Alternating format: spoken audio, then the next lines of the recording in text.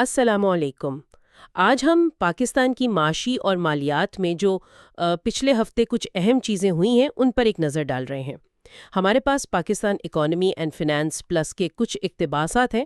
کوشش یہی ہے کہ ان سے کام کی باتیں نکالیں اور دیکھیں کہ کیا ہو رہا ہے، کیونکہ تصویر تو کافی ملی جلی سی لگ رہی ہے، کہیں اچھی خبریں، کہیں تشویش والی باتیں۔ جی بالکل ایسا ہی ہے۔ تو چلیں اچھی خبر سے شروع کریں۔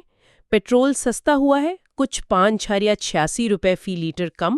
جی ہاں، یہ خبر تو آئی ہے اور یہ یقیناً بہت سے لوگوں کے لیے ایک چھوٹی سی راحت ہے۔ لیکن پھر دوسری طرف سننے میں آ رہا ہے کہ ٹماٹر بہت مہنگے ہو گئے اور سونے کی قیمتیں بھی اوپر جا رہی ہیں۔ بالکل، یہ روزمرہ کی چیزوں کا اتار چڑھاؤ تو چلتا رہتا ہے۔ ایک طرف قیمت کم ہوتی ہے، دوسری طرف بڑھ جاتی ہے۔ صحیح، اور انکم ٹیکس ریٹرن کی تاریخ بھی پھر بڑھا دی۔ جی، وہ بھی توسیع ہو گئی ہے۔ لیکن دیکھیں، اگر ہم ذرا بڑی تصویر دیکھیں تو مہنگائی کا مسئلہ وہ ابھی پوری طرح حل نہیں ہوا۔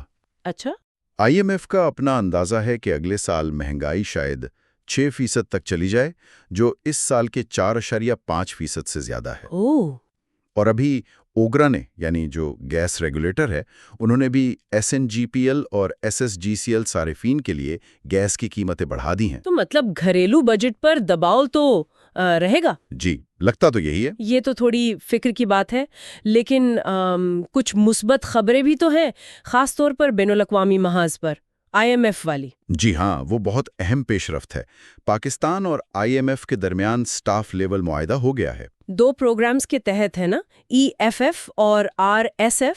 جی، ایکسٹینڈڈ فنڈ فیسلٹی اور ریزیلینس اینڈ سسٹینیبلٹی فیسلٹی، اور اس سے تقریباً $1.2 ارب ملنے کی توقع ہے۔ $1.2 ارب، یہ تو کافی رقم ہے۔ جی، رقم تو ہے، لیکن اس سے زیادہ اہم بات اس معاہدے کا پیغام ہے۔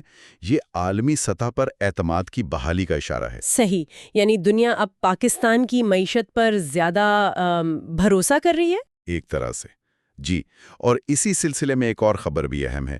جاپان کا جو JBIC ہے، ایک بڑا سرکاری مالیاتی ادارہ، ہاں سنا ہے۔ وہ اب ریکو ڈیک فائنینسنگ گروپ میں شامل ہو گیا ہے۔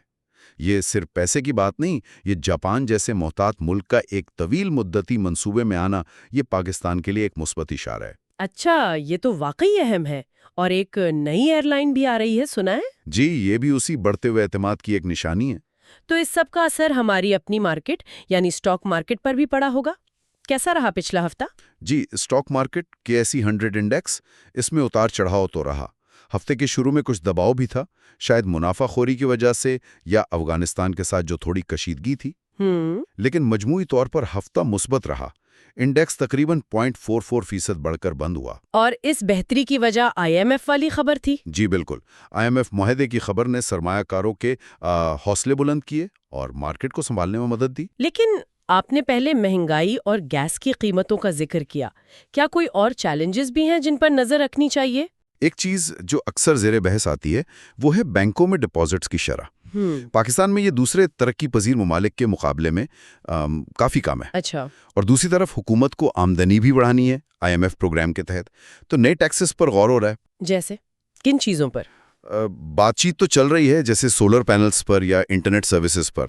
حالانکہ کھاد اور کیڑے مار ادویات پر جو تجویز تھی وہ واپس لے لی گئی ہے۔ ٹھیک، تو یعنی توازن قائم کرنے کی کوشش ہو رہی ہے۔